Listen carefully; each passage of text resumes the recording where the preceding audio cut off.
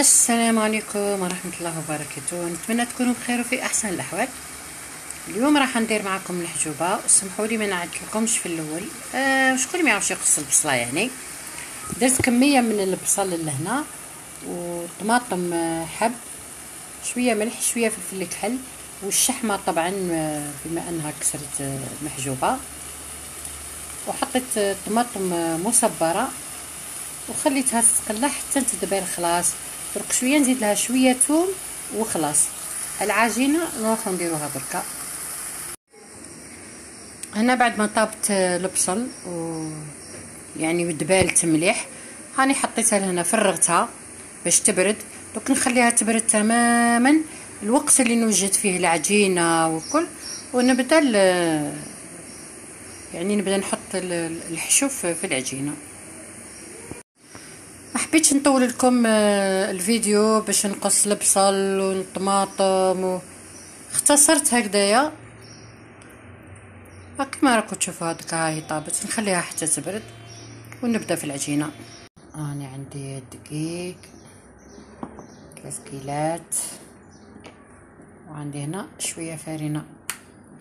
راح ندير معكم محجوبه نفس طريقه التريدات تاع الطاجين، يعني التشخشوخات اللي درتها المره اللي فاتت. نبدا على بركه الله. بسم الله. عندي 3 كيلات دقيق، اليوم راح ندير بالكاس مش راح ندير بالبول هذاك. وعندي لهنايا 2 مغارف فرينه ومغرفه صغيره ملح. نبدا على بركه الله. نحط كل شيء في العجانه نفس الطريقه اللي درتها في المسمن، في هذيك التخشوخه. نزيد نكمل نحط الفرينه والملح. درك نحطها تتعجن ونزيد نبلها ونلوزها كما قلت لكم، كما الطريقه اللي فاتت، باش ما نبقاش نعاود نكرر في نفس الخطوات، لانه باش ما يجيش الفيديو يعني يكون طويل بزاف.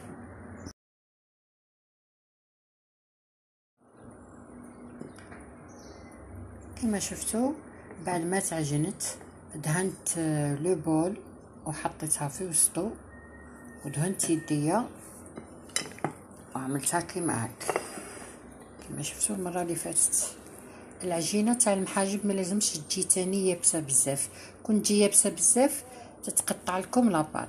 شوفوا تجي طريه، هاي شوفوا الاستيك، شوفوا هاي شوفوا الاستيك، هاي شوفوا مطاطيه تمشي وحدها.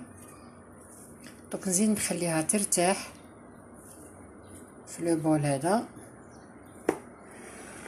كيما هكا. نزيد نحط لها شويه زيت من فوق هكذا، ونغطيها بطرشونه هكذا ولا، ونخليها بعدك نرجع لها باه نلوزها. هنا بعد ما ارتاحت العجينه نبدا ندهن يدي بالزيت كما هكا، ونجبدها من البول هذاك. شوفوا العجينه كيفاه زات ولات الاستيك، شوف ونبابل. هنا نبدا نزيد نكمل نلوزها هكذا.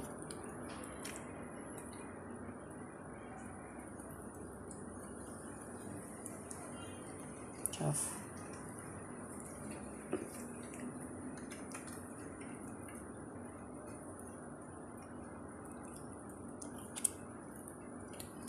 كما قلت لكم كيعود الدقيق مليح العجينه تعطيكم الطوع في الخدمه.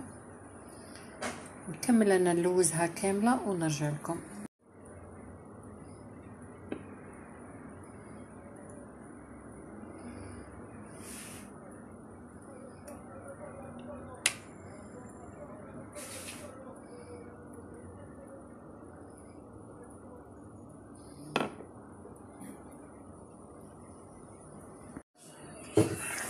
نبدا معكم لهنايا الاولى.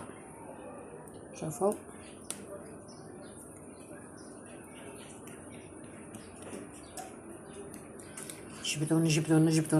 نجبدو دايما الوسط في اي حاجه، في التريده تاع الطاجين ولا في الشواط ولا في هاي هكا. ونبدا نجبد اللورا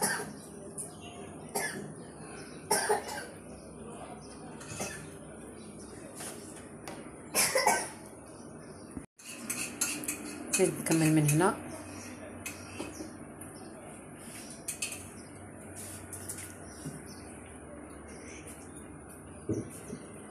نجيب هذه لهنا وندي هذه فوقها من هنا. معليش كتقطع هذه لانه راح نحط فوقها الحشو، يعني مش راح تاثر. كاين عاد راح نديروها تريده تاع الطاجين ولا سمنيات هكذا. نعمرها بالحشو ونغطي من هنا ونزيد نغطي من هنا كما هك. نعملها مربع وبعدك نضغط عليها شويه كيما هك باش الحشو يدخل في شويه في لاباط، ما يبقاش كشغل مفرق. انا راني حطيتها في الطاجين دوك شويه نقلبها.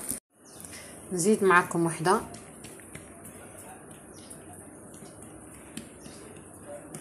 نجبدو دائما من الوسط. الوسط هو الاول، والحراف تاني لازمنا نرققوهم شويه باش ما تجيناش الحبه تاع المحجوبه خشينه هكذا وهكذا وهك. نهزو كيما هكا ونجبدو.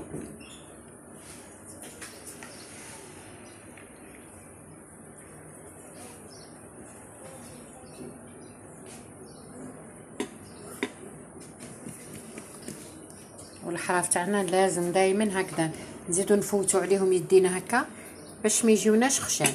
نطبق كما قلت لكم من هنا ونزيد نطبق من هنا ونحط الحشو في النص. وكل واحد وطريقته، يعني ماشي شرط الكامل نخدمو نفس الطريقه. كل واحد كيفاش يخدم طريقته في المحاجب. يعني انا عندي طريقه واحده اخرى، مره اخرى نديرها لكم. هذه الطريقه اللي ديما خلاص يعني تقليديه هكذا. فوالا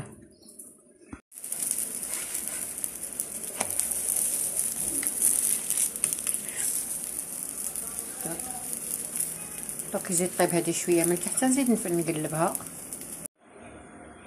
هادو هما المحاجب تاعنا تاع نهار اليوم. شوفوا الله يبارك ما شاء الله. شوف طيبين احمر، شوف الله يبارك ما شاء الله. وشوفوا من داخل شوف معمرين وخفاف. هاي شوف الله يبارك ما شاء الله. اذا وصلتوا معايا حتى لهنا نتمنى ديروا اشتراك وتفعيل الجرس ليصلكم كل جديد، ونتمنى وصفة اليوم تعجبكم وتنال رضاكم يعني. وفي امان الله، الى الملتقى ان شاء الله يا ربي.